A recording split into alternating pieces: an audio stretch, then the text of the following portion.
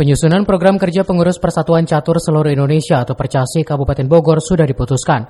Beberapa di antaranya persiapan beberapa event yang bakal digelar pengurus hingga beberapa tahun ke depan. Agung Tarmedi selaku pengurus Percasi mengatakan pemantapan progres event sesuai kalender jangka pendek dan panjang sudah dilakukan. Untuk yang terdekat di bulan Desember, Percasi bakal menggelar kejuaraan catur beregu antar kecamatan. Output dari kegiatan ini adalah menjaring cikal bakal atlet di setiap wilayah.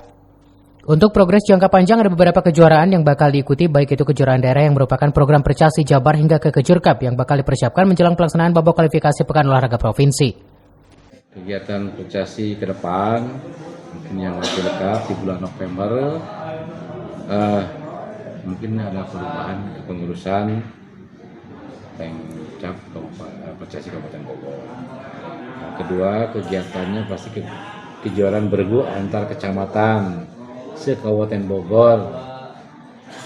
Mungkin untuk sementara kita cantumkan ke Piala Percasi ya, Percasi Cup.